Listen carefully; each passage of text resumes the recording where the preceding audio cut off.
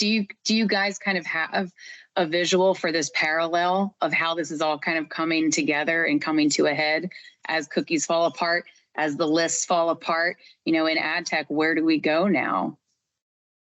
Todd, do you want to, or Bill, do you want to kick that off? Well, I mean, there's a couple of different places that you can go. I think the first part is, not a lot of people are familiar with the term, but zero-party data, right? Like, how are you collecting your own data from your website? And, simple things. If you own a brick and mortar store, are you having people, fill out, I go to a little brick and mortar running store in a little town where I live, and they still have the old card catalog, and they have my name, address, all the shoes that I buy, when I bought them, and they send me birthday cards and things like that. So they're updating that list. That's one way to do it. So you don't have to be super sophisticated. It always drives me crazy as a marketer when I go into an amazing business and no one asks for my name or email or address, and if I come in and I buy a bunch of stuff, maybe I want to buy more stuff later, and it might be nice to get a message from them. So it seems like some of the bigger companies are doing it.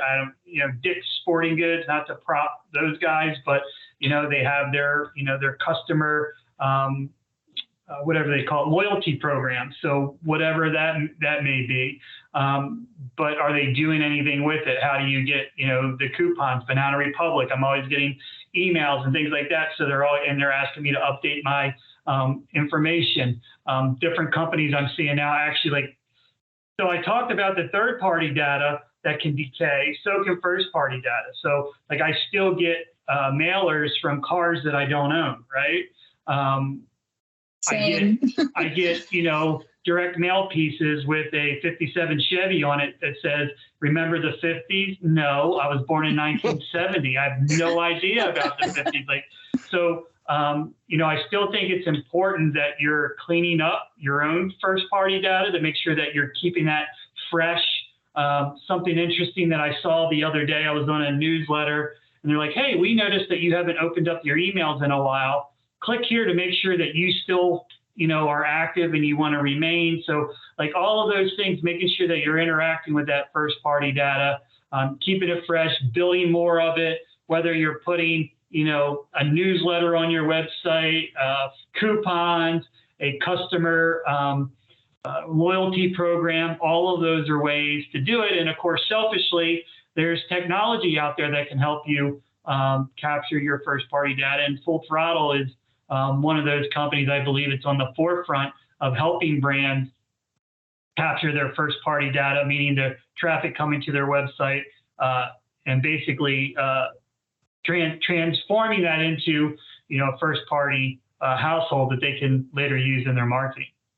Sorry, I can't help but think about, you talked about resurrection at the beginning of this, way back in the day before any of these pieces existed. Now, people had to have to go door to door to try to, win business, and then newspapers came out and the radio, and then people had telephones. You could start telephone marketing then. And then you can, then you got emails. You could start doing email marketing. And then it just exploded, right? You filled out an application for a credit card. You filled out, you wanted to buy a sub sandwich. You joined the loyalty program. All of a sudden, third-party data lists are being formed everywhere, right?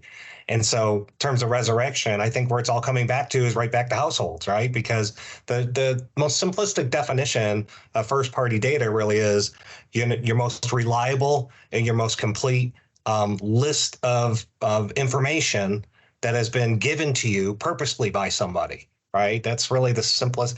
And so, what I love about what we're doing here at Full Throttle AI is that we're literally, as Bill said, transforming these shoppers that we don't know who they are. They're just addresses, right? They're mobile ID addresses, IP addresses, into true households to remarket at a household level. So I can't help but think about the resurrection you talked about. We've now come back full circle right to households again.